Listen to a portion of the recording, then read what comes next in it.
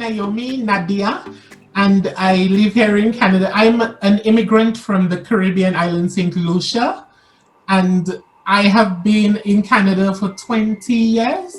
I'm transgender, so I went from male to female. And when I came up here, I didn't know what really trans was, what it meant. But people kept on saying, you are trans. And I'm like, really? I don't know what it means. I just know I'm a female inside. And I wanted to match my body, you know, my body with my spirit, what's inside.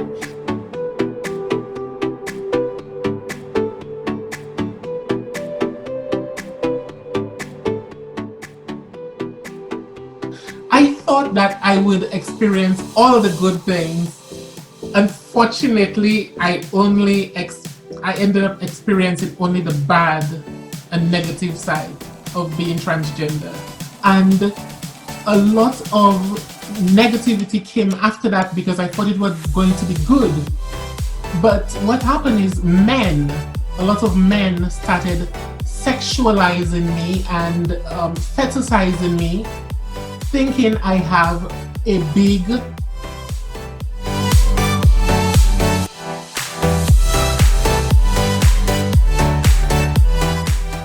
it has caused trauma to me because that's that a lot of people assume as a transgender would have. A lot of the times you hear transgender people still have the male anatomy. So I do not have the male anatomy. I had the surgery to have it removed. So now I have the female part.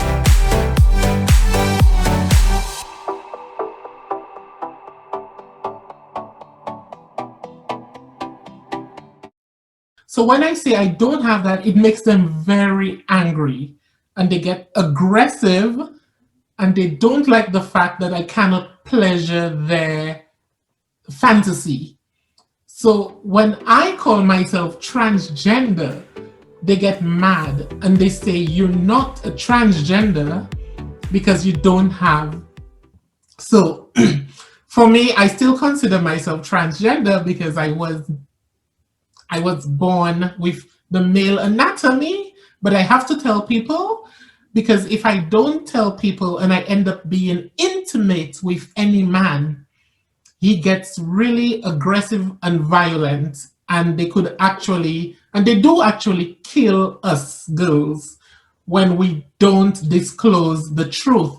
He would get very uncomfortable when he finds out I was born not female.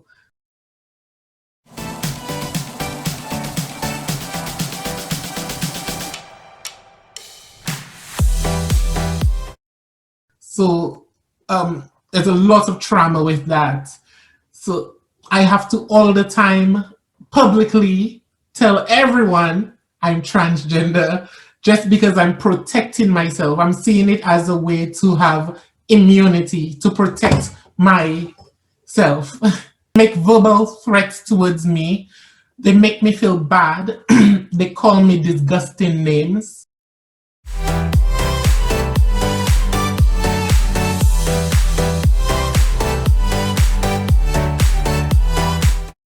And they look at you as disgusting.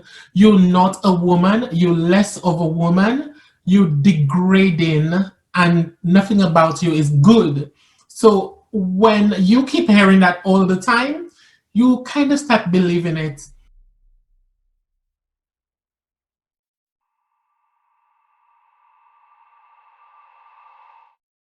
I was very desperate for money a long time ago, and I needed to make money, and everyone said the only way to make money is to sell your body, to go and do this.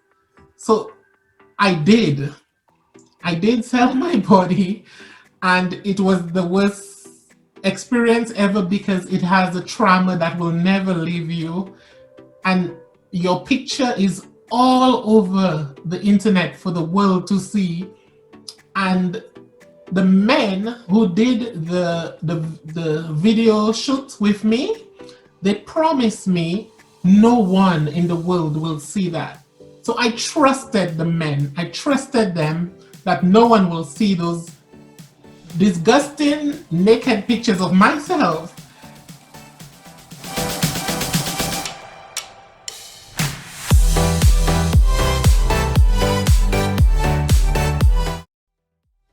And they lied. And it went all over the internet, and it went crazy, and I thought that my life was ended because I could never get a job, I could never do anything successful, I could never be able to be around normal society. So it hurt me a lot when the men lied to me and they said I would be protected, and it was a lie. They lied all along. And that is how I kind of got into this industry as to doing sex work, because I thought no normal job would ever hire me because I have gotten into the sex industry and men just treat you like nothing.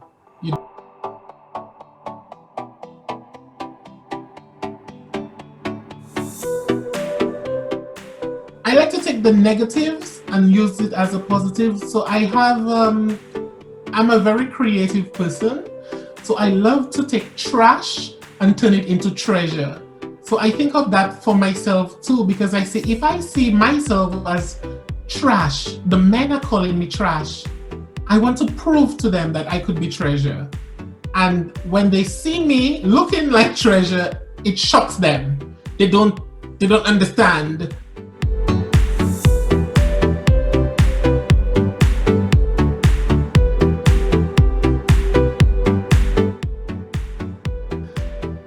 One of the other things is I come from a very strict religious background in the Caribbean.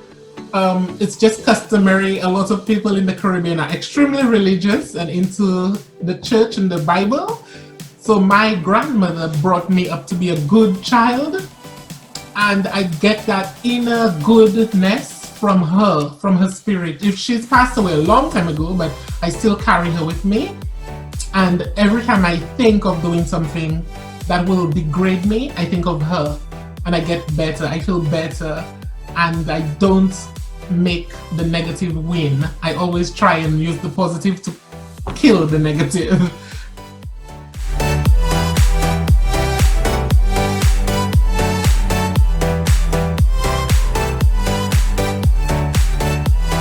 Got help from the members of the LGBTQ community here in London, Ontario. And they were very supportive, very open arms, very welcoming. And that really helped me, because if I did not have that support, I probably would have had a lot of mental issues and a lot more issues. But I'm a very disciplined person because of where I come from, my background. We're Caribbean and Black women are just very strong women and stubborn most of the times. And I use that discipline to go forth in life, because I don't drink.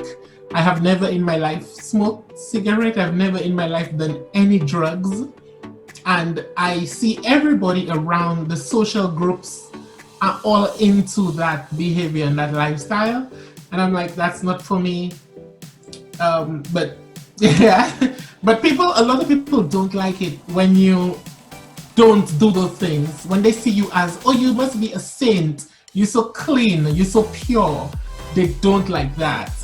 They get intimidated and threatened. So I like to surround myself with positive people that are very cheerful, and they don't discriminate, they don't judge me, they don't do anything like that. But I'm like, I love it here, I love it in Canada. Very important, because what those people do is they boost your self-esteem.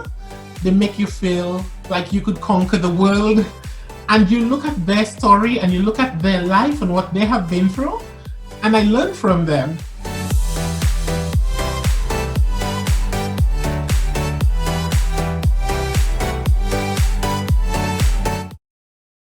Positive, it gets better. No matter what people say and how people treat you, your life is your life. Get your life, rule your life. Don't let anyone take control of your life. You have power, you have strength, and you could persevere. You could do it. If I could do it, a poor child from the Caribbean, from coming from absolutely nothing, you guys could do it too. And we all are here for each other. We have a lot of support and lovely people.